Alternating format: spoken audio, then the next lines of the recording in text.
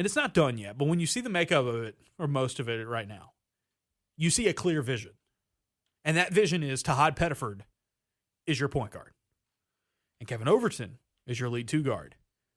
Who are the pieces around those guys that can make it work? What do they need? And look, you could have done this with Sway or Jovic or Freeman or any combination of those guys, right? But when you add 5s that are not only rim protectors, which you needed desperately, but lob threats, rim runners, Tahad Pettiford makes a ton of sense, and I would say Overton as well. And then in the 3 and the 4 spot, when you look at Dowd and Olsen and maybe what you could get with Mantis moving forward or a guy like that, another wing, you're looking at guys where can you provide value offensively without having the ball in your hands a ton? And I think as we'll get into with Olsen and Dowd, I'd say Freeman's got some of this as well to him as more of a true big. We'll see with the wing what they end up doing there, but it's you want the ball in Tahad Pettiford's hands because last season when he was assisting and he had a high usage rate, they were winning more often than they were not. And the fact of the matter is, look, I'm not going to sit here and say Keyshawn Hall was bad completely for this team. He wasn't. He had there was some good stuff with him. It was a mixed bag, to say the least. I think the thing there with Keyshawn Hall, though, is that he needed the ball a lot.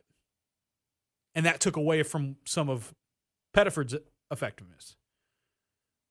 Because there would be plays and possessions where the ball would go to Keyshawn Hall and it wasn't coming back.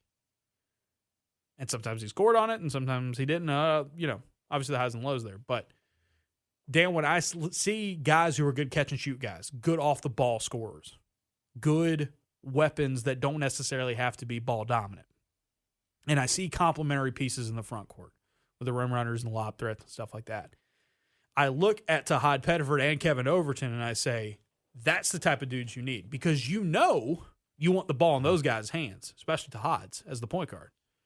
So I will say, offensively, there's a ton of potential with this crew.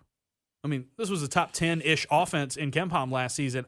Dare I say they have the potential to be even better next season. You know, something that I've suspected for a while, and I think it was crystallized last year, is especially when you're talking about like upperclassmen players, it's like guys are going to do everything they think they can do well to help you. Mm-hmm. So it's like for Keyshawn Hall, he played his game, and you could wonder about at times, it was that the best for what Auburn needed with the rest of the pieces around him? Sometimes it worked, sometimes it didn't. When I look at, and you're probably going to go player by player here, but It's like when I look at Thomas Dowd, it's like that's a guy exhausting every drop of fuel in the tank and utilizing every tool in the toolbox, everything at his disposal to try to help his team win, right? Whether that's on offense, whether that's on defense. Yeah. Like I think it's and that's it's a trademark of Scott Cross's teams and Scott Cross's players that you have to be willing to,